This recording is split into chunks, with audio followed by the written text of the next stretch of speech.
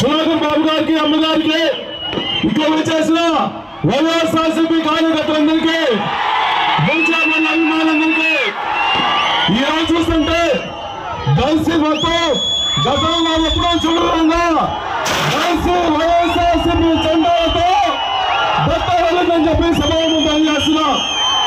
ఈ రాష్ట్రంలో పేద ప్రజల కోసం మరుగుపడిన వర్గాల కోసం అలుపరిని పోరాటం చేసి గతంలో ఏ ముఖ్యమంత్రి చేయని విధంగా 100కి 100% హామీలు నెరవేర్చిన దమ్ము ధైర్యం సత్తా ఉన్న ఏకైక మగ ఈ రాష్ట్రంలో వైఎస్ జగన్మోహన్ చెప్పి సమావేశం చేస్తున్నా.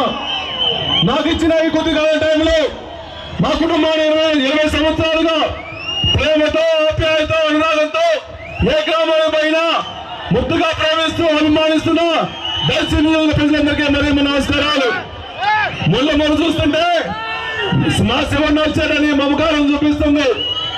తాళ్ళూరు మండలం చూస్తే నాతో పాటు కలిసి మేము శివన్నకి అండగా ఉండమని చెప్పి తాళ్ళూరు మొత్తం తానే నడిచింది. దొనకొండ చూస్తే నా కోసం అండగా ఉండి మా శివన్న గెలిపించుకోసం దొనకొండ మొత్తం అండగా ఉంది.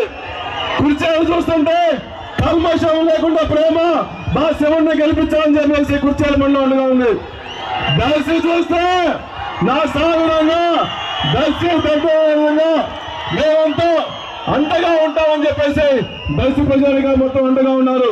ఈ రాష్ట్రంలో గమనించండి, మాట మీద నిలబడే వ్యక్తి, నికాస్ రాజకీయం చేసే వ్యక్తి, దమ్మున్న మొగాడు జగన్మోహన్ ఎదుర్కోవడానికి ప్రతిపక్షాలు ఎన్ని ఏకమైన చంద్రబాబు నాయుడు గారు కానీ పవన్ కళ్యాణ్ గారి బీజేపీ ఏకమైనా కూడా వైఎస్ఆర్సీపీ జెండా తాకలేదు అని చెప్పి సమావేశం చేస్తున్నాం.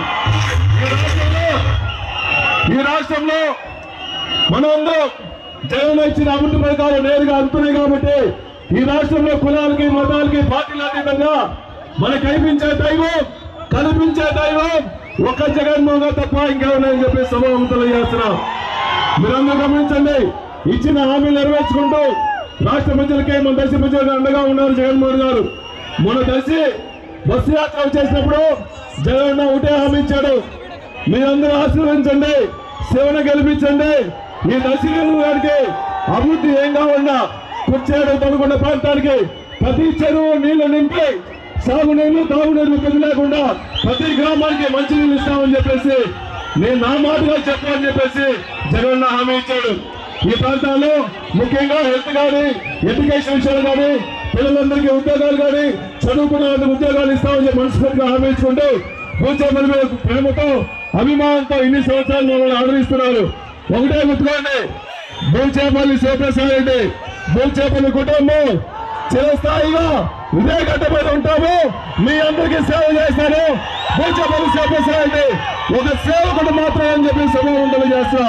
మీ అందరూ ధైర్యంగా అండగా ప్రతి ఒక్కరూ భూచేపల్లి శివప్రసాద్కి అండగా ఉండే మే 11 జరిగే ఎలక్షన్ లో కలిసిమెలిసి కులాలకి మతాలకి పార్టీలకు అతీతంగా మా శివను గెలిపించుకుందామని చెప్పేసి నాకు ఒక ఓటు, ఎంపీ అభ్యర్థిగా చేగంటి భాస్కర్ రెడ్డి గారికి ఒక ఓటు వేసి అక్కడనే మెజార్టీతో గెలిపించవలసిందిగా ప్రార్థించుకుంటూ సెలవు తీసుకున్నా. జై జగన్, జై జగన్, జై జగన్. జై తమ్ముడు మా శివకు అమ్మకు స్నేహితుడు సుధాకర్ బాబు గారికి మీరు విచ్చేసినటువంటి జగన్ సైనికులకు నమస్కారం. పెద్దల ఆత్మీయులారా, నేను మీలో ఒకరినే, మీ కుటుంబంలో ఒకరినే, శివతో పాటు నేను కూడా మీలో ఒకరిగా ఉంటూ మీ అభివృద్ధిలో భయంతో బాధ్యతతో మనతో వాచ కర్మల కష్టపడి పనిచేసి మీరు అప్పగించే పదవిని పూర్తిగా ప్రజల మంచి చేయడానికి ఉపయోగిస్తామని తనకు నామినేట్ చేసే టైం కూడా ఇంకా 10 నిమిషాలు ఉంది. కాబట్టి మీరందరూ కూడా పెద్ద మనసు ఆశీర్వదించవలసిందిగా ప్రార్థిస్తూ నమస్కరిస్తున్నాను.